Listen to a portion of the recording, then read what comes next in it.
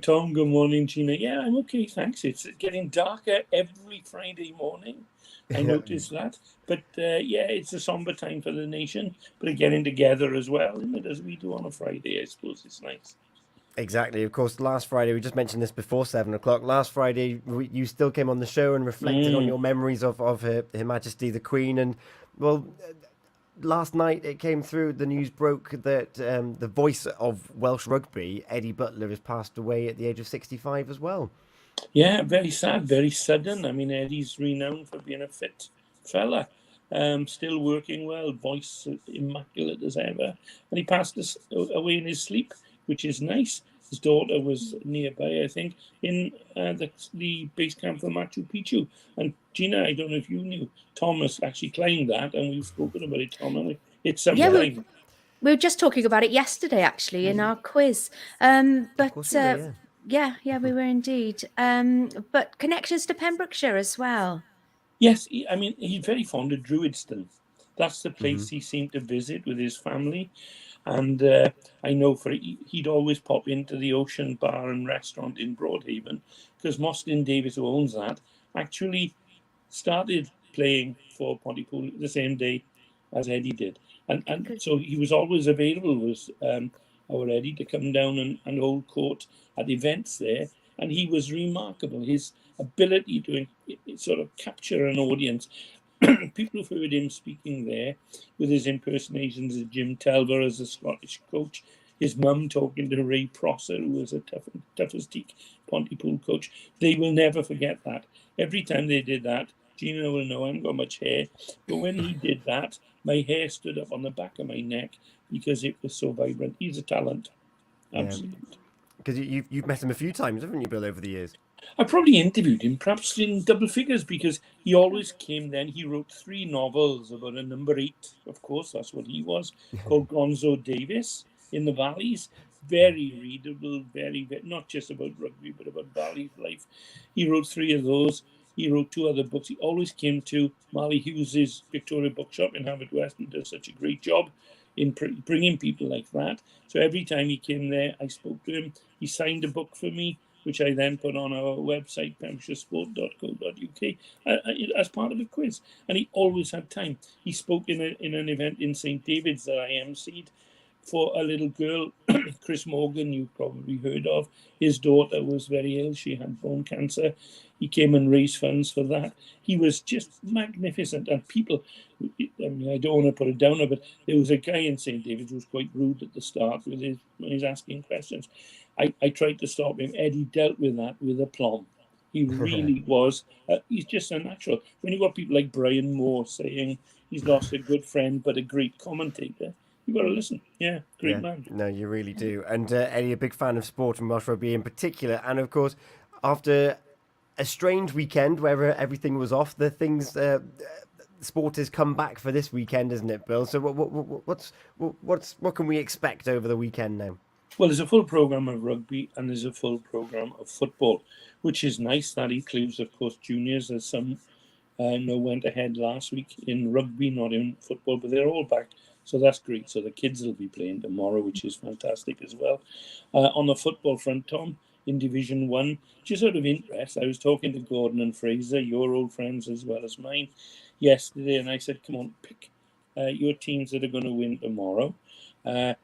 And I did the same. And guess what? We all came up with exactly the same tips. So they said Carew would beat Penna. Kilgetty and Hakin is off because Hakin are playing in the Welsh Cup. A little bit more about that in a minute. Merlin's Bridge are playing Moncton Swifts and they've gone for the Swifts. So just in the interest of having a bit of competition, I'm going to change from that. I think Merlin's Bridge will beat Moncton Swifts despite Ooh. last week's results with home That's advantage. what I was going to say, actually. That's what I was going to go. Yeah. Good. Clarby Road are playing at Neyland and they've gone for Clarby. St Clair's are home to Fishguard. They've gone for St Clair, so have I.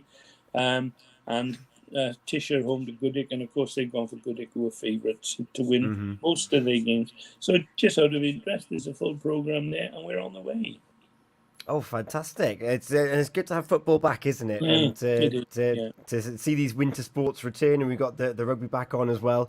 But also, you mentioned about the Hakin there, the Vikings, that they're not playing in in the division this weekend because they're storming on in the Welsh Cup.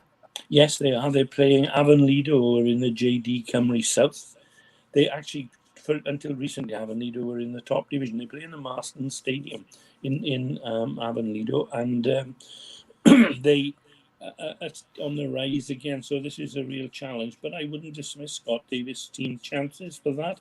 They play, as say, in the Marston Stadium. I got to tell you, I went once with David Hughes, who was the chairman, and we picked up Wayne Jones and Sean Cresser, who were the Haverfordwest managers, because they knew the way, in inverted commas.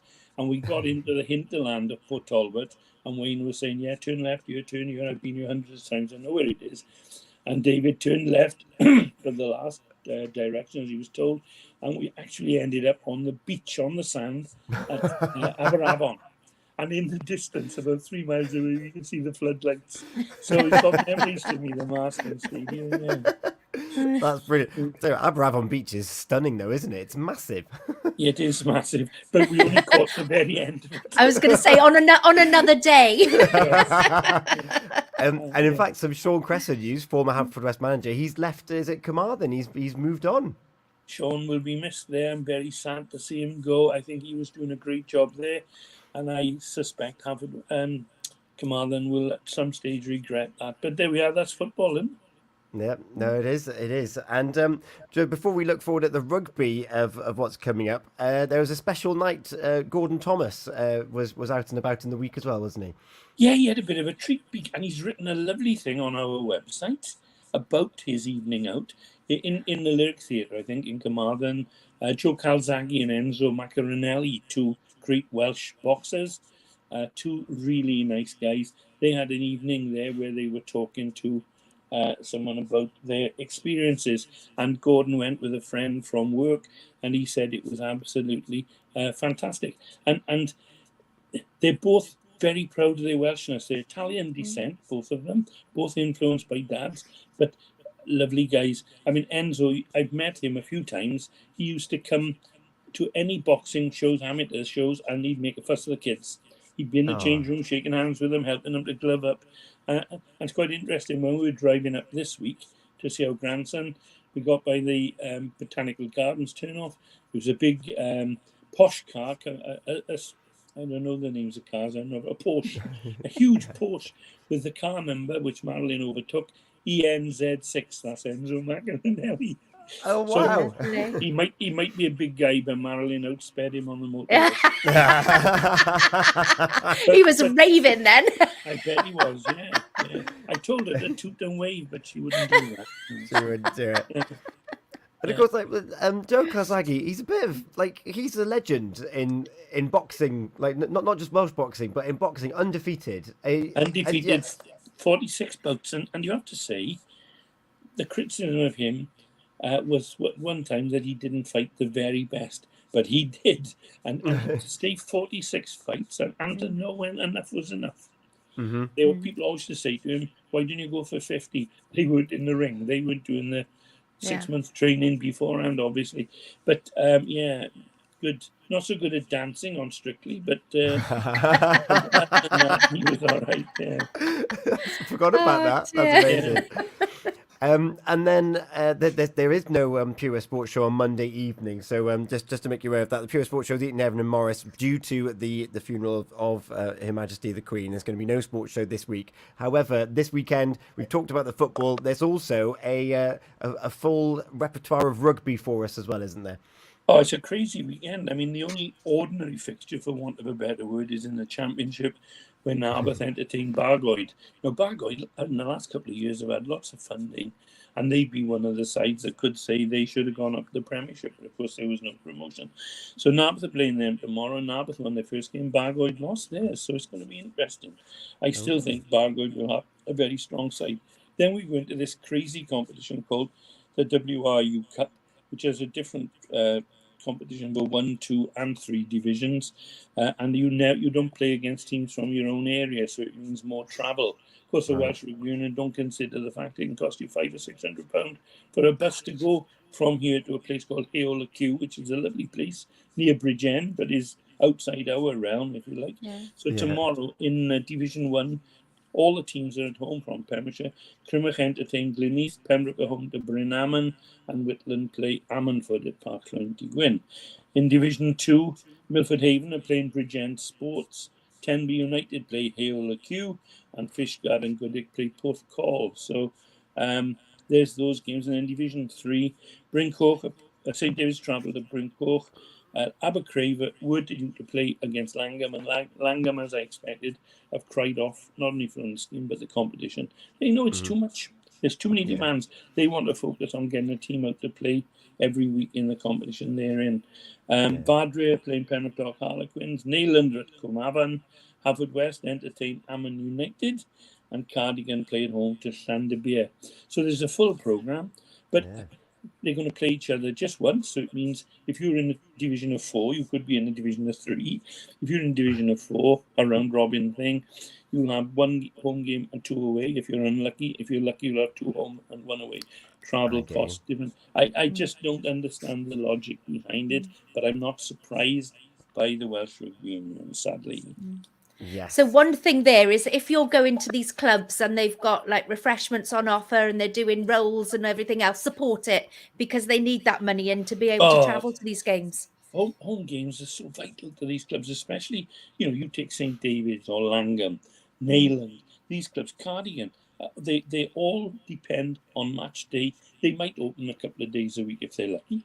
But in general, their fundraising comes from the beer they sell on a Saturday evening and from the sale of stuff like that, if they're lucky enough to have people who supply that facility, And I just wish the Welsh Rugby Union, I'm sure they mean well, but just have a think sometimes about the small clubs. Yeah. I think it's well intentioned. It's about spreading rugby and showing all these different clubs and different districts and divisions. But logistically speaking, it's spread out over a long way, isn't it? It is, yeah. Gosh, well, Bill, we'll do this again next week, shall we? As I say, that there's no show on Monday evening with Eaton Evans and Morris due to Her Majesty's Queen's the funeral. But we'll come back and we'll preview what's to come and what's been this weekend on Friday morning. How does that sound? That's great. Could I just mention briefly, Haverfordwest are away to Carnarvon Town tomorrow, Haverfordwest County. Oh, of course, yes. Yeah. My bad, missed that. And they beat Haverfordwest 1-0 the first game. I can't see them doing the same now, but we'll wait and see. Good luck as well then to Michael Beckett. We mentioned him very briefly about his sailing exploits. He's pushing towards the Olympic Games, I hope, from Solva. He's a lovely lad.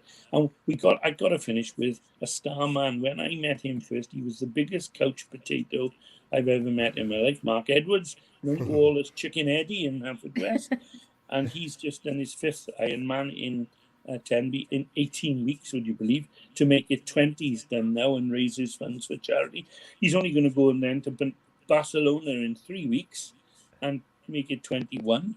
And then he's going to take a rest. He's been to Bosnia, Utah, Frankfurt, Ireland, and Wales. Some man, and it's a great example to couch potatoes like me. And I suspect Gina, I'm not sure with Gina. Yes, I'm one as well at the minute. That if you're mad enough, you can become a really good athlete. Not for me. Well done, Chicken Eddie. Yeah, well done to Chicken Eddie and everyone that took place in the Ironman competition over the weekend. It's hard.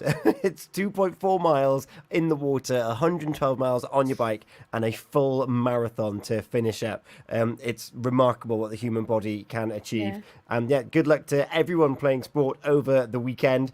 And the Bluebirds, of course, you mentioned there, they were 3rd. And now they're 8th after just a run of very few but poor results going their ways.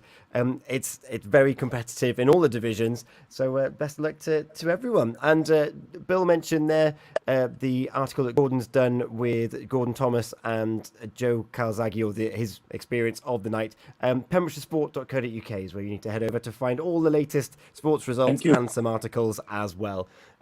Bill, you've got Traffic Travel on the way, and then we've got your song request. What have you gone for this Friday? I'm not a big fan of falsetto singing in general, but one of my favourites is by the Tremolos, who Marilyn and I have watched 6 times perform in Swansea and Cardiff. Silence is Golden.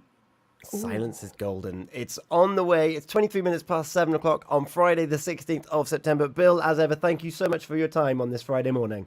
Pleasure. Nice to speak to you both. Have a good weekend, Gina. Take care. Great song. Feel Good Friday with Pem's Paving. Your